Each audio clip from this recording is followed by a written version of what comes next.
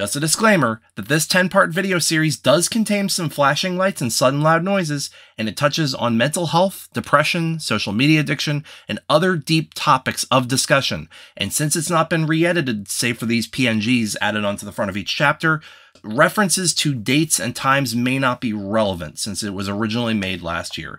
But with that said, please enjoy the story of my decade-long journey as a fursuit dancer.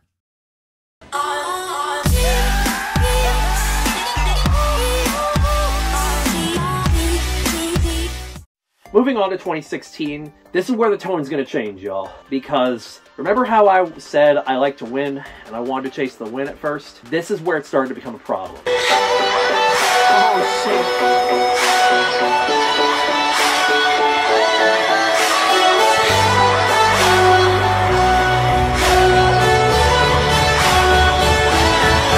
Because at FWA 2016, I had what I thought was a really good choreo, and we did another Dukes of Weaseltown dance. We threw something together because we were out of ideas. We gave it what we could. The first half was fine. My half... How do we know when it's over? I do! Woo! Kill me romantically. My soul with The Ludo Love Me Dead half was a mess. I did not put out my best choreography. I liked the idea, but I didn't think we were winning material. Nor did I want to. It was something I wanted to put out. And I didn't necessarily think I was winning material with my solo either.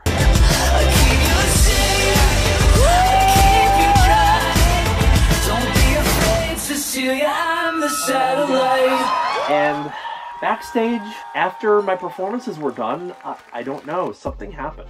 I started to feel really sad, and I didn't know why. I could not put a finger on why I felt sad. I was with everybody I wanted to be with and doing everything I wanted to do. Why was I sad? We'll address more of that later. But I do want to mention something I noticed around this time was when, you know, seeing all these people that you used to idolize kind of being super cool with you now as a normal person was definitely a contrast. It's something over time you become less and less starstruck by everything, especially when you're thrown into a group performance with people you idolize. You kind of come to your senses pretty damn quick.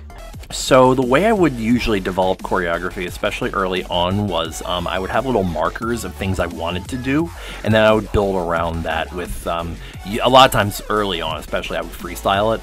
And then as I started, learning more and more and developing more and more and thinking, what if I did this here? What if I did this here? And then just eventually I got to a point where I would have no filler sections. I would have a fully developed start to finish choreography, and there was no freestyle involved. There has been a few times where there was freestyle. For example, Megaplex 2016 was half freestyled. There was some elements of BRFF 2022 that were freestyled, but for the most part, after 2016, I would generally stray away from non-choreography in a choreographed performance. Megaplex 2016. I know that Zug Zug was working on something very emotional with Tahoe Wolf, and I was working on something... Hi, my name's Max, and I want to be a big-time fursuit dancer! Not emotional at all.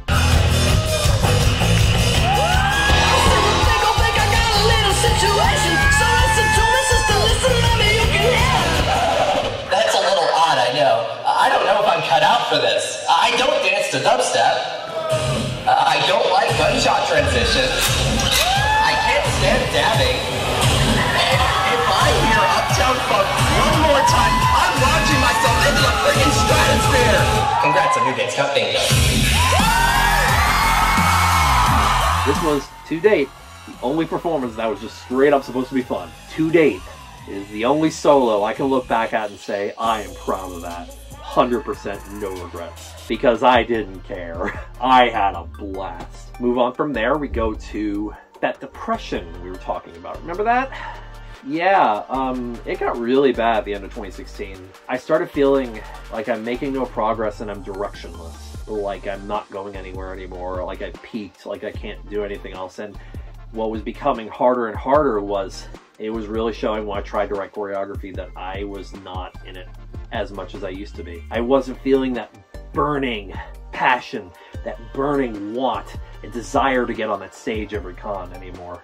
I was feeling it a little bit, Like, I looked forward to seeing the cheers in certain segments, but not as much anymore. That was fading. I wasn't going to address it, though. Why stop now, right? So I can put this in a blooper reel sometime. Left arm up. So this is right after nothing. So Silent Fight was actually supposed to be done originally with Red, with the song Holocene by Bon Iver as covered in the blooper reel. But eventually it ended up getting split, and Holocene got replaced in spirit by the two non-percussion songs that I used at BLFC, and the other half ended up becoming a more high-energy choreography that I used with Silent Fight. I wanted to do something inspired by it from BLFC 2015 as just a straight-up soulful, sad performance. So I did one about my depression. I am dead, R.I.P. Weasel. I am a dead egg. You must revive me. I'm dead. No more, no more, no more Max. Max died. Max is dead. No, no, no. This is holy fucking shit. I got high score in prelims, is what I was told later, and I freaked out because I thought that means I could win, right? But you know, I wasn't trying to be competitive. I was really trying not to be. I was trying to just put something out really special, and I did. I really put out something that a lot of people were touched by.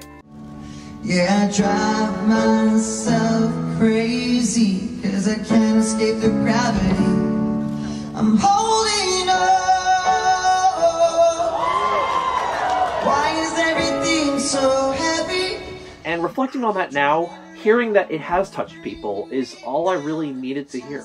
Because nowadays, that's the best feeling in the world. The praise you get from the lives you touch with your dance, because it was at this point in my dance that I started having a little bit of salt. I started getting upset, frustrated that I wasn't better, that I didn't have a good-looking fursuit, and let's be real, I still have that problem today. And by good-looking, I mean, you know, designer, like high-end, expensive, clearly several $1,000s. This is not several $1,000s, guys, and never has been, and at this point, never will be, because I'm gonna wear that on my fucking sleeve. I've leaned into this too much for 10 years, man. But a little bit of sourness started burning its way through. I was enjoying the success of my newfound friends. Nice. Woo! Trouble! He won! He only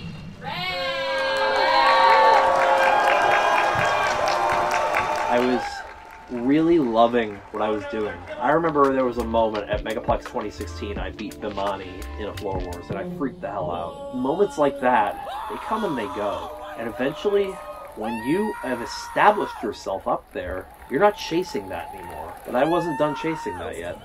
I had one more ambitious project to work on. I had two ideas that have been coming and going. One was for a large group performance with a song by Sound Remedy. One was an idea I'd been toying around with for a choreography for Shelter, which eventually became Play, Pause, Rewind.